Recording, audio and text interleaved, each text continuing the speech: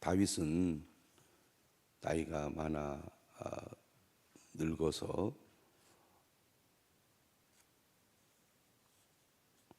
새로운 시대에 맞는 국가 체제를 마련하는 가운데 먼저 성전에서 봉사할 레위인의 직무를 정비하고 또 아론의 계열에 속한 제사장들을 24반열로 정비하여 성전의 직무를 맡깁니다.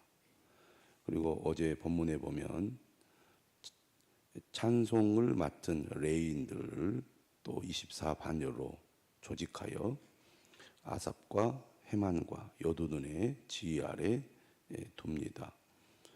하나님을 예배하는 일이 매우 중요하기 때문에 레위인과 제사장들의 조직과 직무를 정비했던 다윗 왕은 무엇보다도 찬양대의 조직과 직무를 통해서 하나님을 찬양하는 일이 얼마나 중요한지를 잘 보여주었습니다.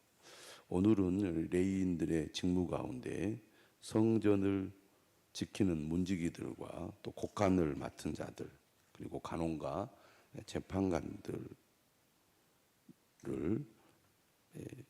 정하는 내용의 말씀을 오늘 기록하고 있습니다.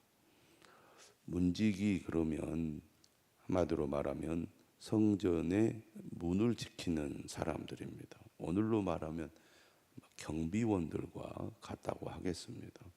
별로 중요한 직책으로 여겨지지 않는데요. 그러나 오늘 본문을 보면 이 문지기들을 매우 중요하게 여기는 것을 볼 수가 있습니다. 성전에 들어오는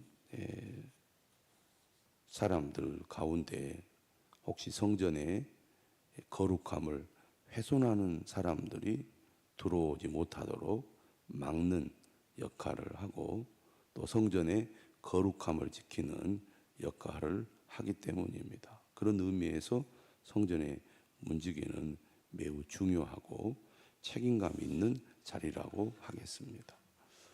우리가 레위 지파 그러면 세 가문이 있죠. 게르손, 고핫, 무라리 가문입니다. 오늘 본문 1절에 고라 사람들의 문지기 반들은 이러하니라 이렇게 시작하는데 고라는 게르손 고핫 자손입니다. 고핫 자손. 레이의 둘째 아들 후손이죠. 근데 우리가 고라 그러면 여러분이 기억나실지 모르겠습니다.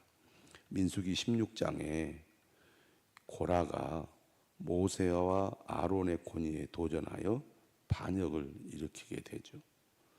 하나님이 진노하셔서 땅이 갈라져 고라와 그의 무리가 땅에 삼켜지게 함으로써 고라는 비극적인 최후를 맞이하게 됩니다.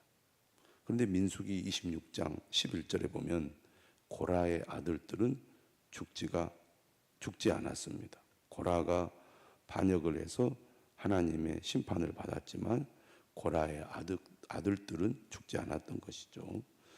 이 고라의 자손들은 이후 다윗 시대에 성전 봉사에 중요한 직책을 맡게 됩니다.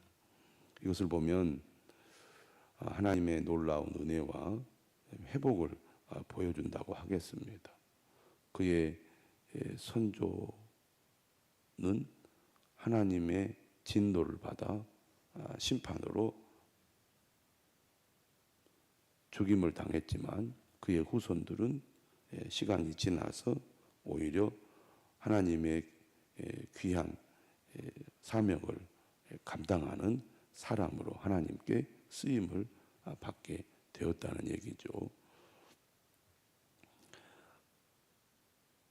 1절에 보면 아삽의 가문 중 고레의 아들 무셀레미아라 이렇게 나오는데 여기서 아삽은 우리가 역대상 9장 19절에 보면 이 성전의 문지기들 쭉 족보가 나오는데 고라의 그 후손 가운데 에비아삽이 나옵니다. 에비아삽. 그러니까 여기서 말하는 아삽은 에비아삽을 가리키는 것으로 보입니다. 왜냐하면 아삽은 원래 게르손 자손이거든요.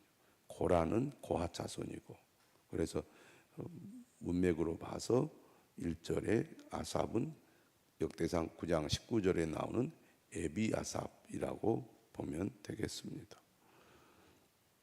4절에 오벳에돔이 나오죠. 오벳에돔 역시 고핫 자손입니다. 고핫 자손인데, 고핫 자손의 후손인데, 이 오벳에돔이 누굽니까? 바로 3개월간 하나님의 괴를 모시면서 하나님의 복을 경험한 사람입니다. 매일 성경에는 어떻게 설명을 시작을 하고 있냐면 블레셋 사람 오벳에돔 이렇게 했는데, 역대상 13장 13절에 보면 가드 출신 블레셋 오벳에돔 이렇게 되어 있거든요. 그런데 오늘 우리가 읽은 본문 4절에 보면 이 오벳에돔은 고핫 자손의 후손입니다.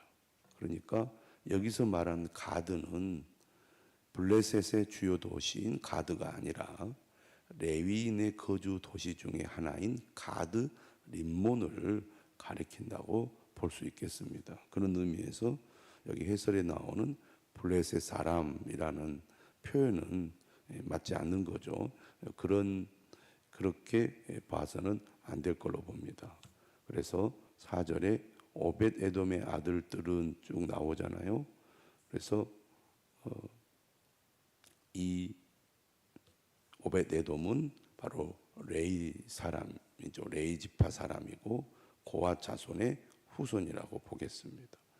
그런데 거기 8명의 오벳에돔의 아들들이 나오는데 끝에 그렇게 되어 있는 거죠. 이는 하나님이 오벳에돔에게 복을 주셨습니다. 3개월간 언약궤가 예루살렘으로 옮겨지기 전에 오벳에돔의 집에 머무르게 되잖아요. 기럇 예아림에 있던 언약궤를 다윗이 예루살렘으로 옮기게 될 때 하나님의 말씀을 정확하게 알지 못해서 새 수레에 옮기다가 웃사가 만져가지고 하나님께 죽임을 당하잖아요. 그래서 다윗이 두려워하여 오벳에돔의 집에 맡기게 되는데, 하나님의 언약궤가 오벳에돔의 집에 3개월 동안 있는 그 기간에 하나님이 그 집에 복을 내린 겁니다. 이 오벳에돔은 3개월간 하나님의 궤를 모시면서 하나님이 주시는 복을 경험하는데, 이것을 통해서 하나님을 가까이 하고 하나님께서 맡겨주신 사명을 기쁨으로 감당하는 자에게 하나님이 복을 주신다는 것을 다윗은 분명히 알게 됩니다. 그래서 왜 언약궤 운반이 실패했는지를 정확히 알아내죠. 반드시 레위인들이 어깨에 메고 운반해야 되는데 수레에 실어서 운반하는 바람에 실패했던 겁니다. 이처럼 이 오벳에돔의 가문에 하나님이 복을 주셨고, 이 오벳에돔의 자녀들이 성전의 문지기의 그 직분을 맡아서 감당을 하게 됩니다. 쭉 이런 명단이 나오는데 6절이나 또 7절, 8절을 보면 어떤 표현들이 나오냐면 큰 용사 또는 능력이 있다, 이런 표현이 나옵니다. 매일 성경에 설명이 나오죠. 성전 문지기를 가리켜 큰 용사나 능력 있는 자로 일컫는 것은 그들이 군인과 같은 직무를 수행한다는 의미입니다. 평소에는 성전의 사방을 드나드는 문을 지키고 유사시에는 위험한 싸움에 나서야 하기 때문입니다. 오늘 이 본문을 보면 8절에 이는 다 오벳 에돔의 자손이라 그들과 그의 아들들과 그의 형제들은 다 능력이 있어 그 직무를 잘하는 자이니 오벳 에돔에게서 난 자가 62명이며 이 오벳 에돔의 이 후손들이 62명으로서 이 성전의 문지기로서의 그 직무를 매우 잘 하고 있다고 기록을 하고 있습니다. 어떻게 보면 작은 일이고 또 인기가 없는 일이라고 할 수도 있습니다. 그럼에도 불구하고 하나님께서 맡겨주신 직분을 귀하게 여기고 그 역할을 누가 보든지 보지 않든지 알아주든지 알아주지 않든지 최선을 다해 그 직분을 잘 감당하는 가문이구나라는 것을 알 수가 있습니다. 또 그런 경험도 있고 또 그렇게 그 직분을 충실히 수행했을 때 하나님께서 더욱 은혜와 복을 그 가문에 내려 주셨음을 알 수가 있습니다. 그 다음에 보면 10절에 무라리 자손이 나오죠. 무라리 자손. 그 후에 이제 오베데돔이나 고라나 이 사람들은 고앗 자손이라고 한다면 10절 이하에 이제 무라리 자손이 소개가 됩니다. 그러면서 12절에는 이 위에 있는 모든 명단이 다 문지기의 반장이다. 그리고 그들이 직임을 얻어서 여호와의 성전에서 섬기는 자라고 설명을 하고 있습니다. 이거 역시 그냥 하는 게 아니라 13절에 보니까 각 문을 지키기 위하여 그의 조상의 가문을 따라 대소를 막론하고 다 제비 뽑혔으니 지금 그 직책과 역할을 맡길 때 순서를 정해서 돌아가면서 서로 공평하게 일하도록 했다는 얘기인데 그만큼 일을 할 때 어떻게 했느냐 질서와 체계를 가지고 조직적으로 일을 담당하도록 했다는 것입니다. 혼자 또 특정한 사람들만 하게 되면 또 지치게 되고 지속적으로 하기가 어려운데 질서 있게 서로 번갈아 가면서 할 수 있도록 조직적으로 이렇게 일을 맡겨서 일을 담당하게 함으로써 서로 팀워크를 이루고 협력하는 가운데 일이 계속 진행될 수 있도록 조직을 한 것을 볼 수가 있습니다. 하나님의 일을 할 때 우리가 체계적으로 또 조직하고 또 서로 팀워크를 이룬 가운데 협력하여 일을 해낼 때 좋은 성과를 거둘 수가 있다는 것을 잘 보여주고 있습니다. 우리가 주의 일을 할 때도 서로 협력하고 또 조화를 이루어서 질서 있게 일을 하는 공동체를 만들어야 할 것입니다. 14절 이하에 보면 이제 문지기들을 배치하는데 어떻게 배치하느냐?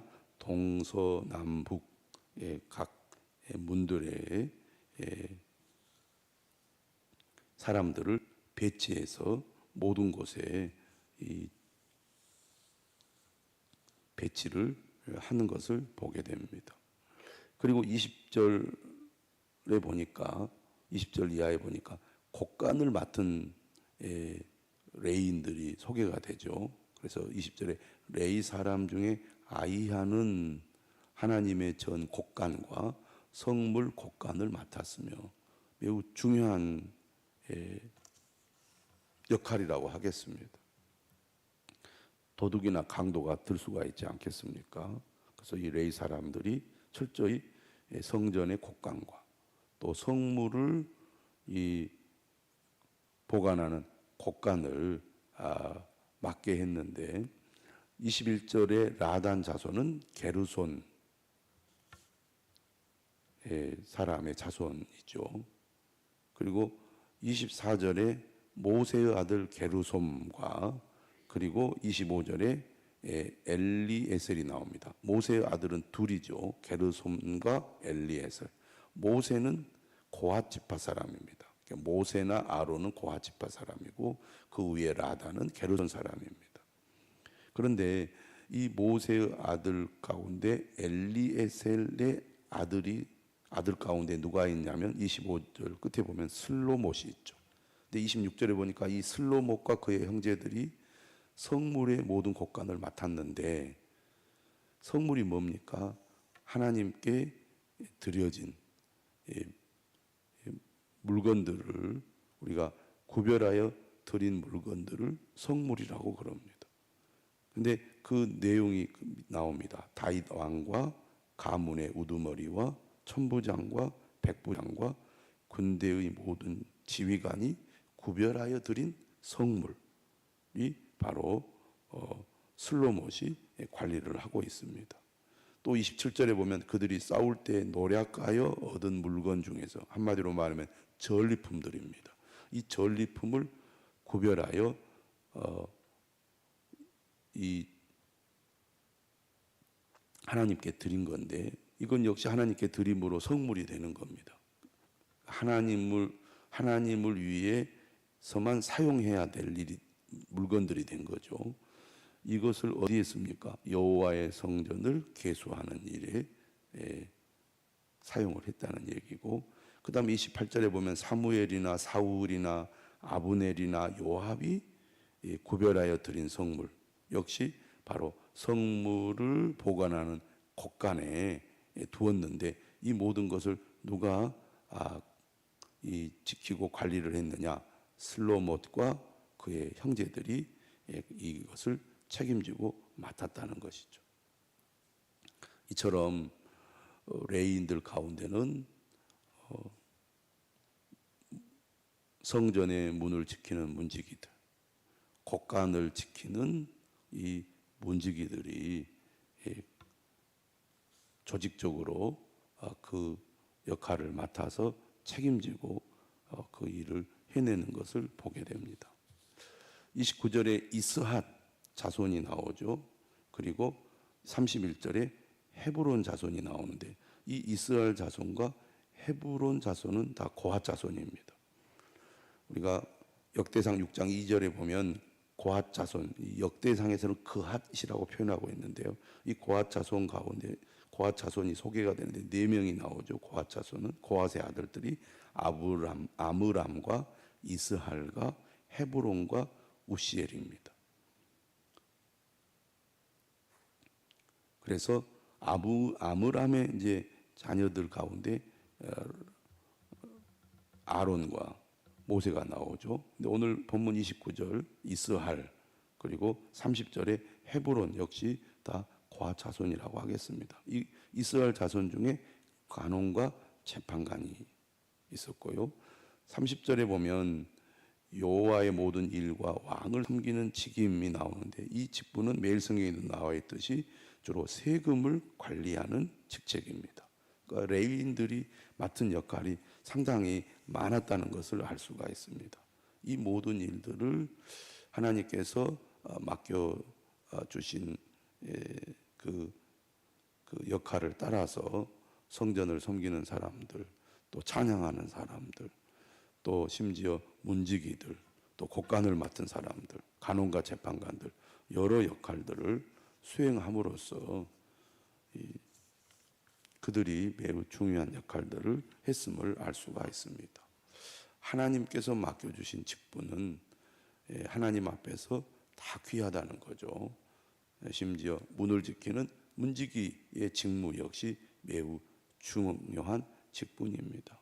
그런 의미에서 우리는 어떤 직분이든지 하나님 앞에서는 귀하고 소중하다는 것을 기억하고 눈에 띄지 않는 섬김을 더욱 귀하게 여겨야 할 것입니다.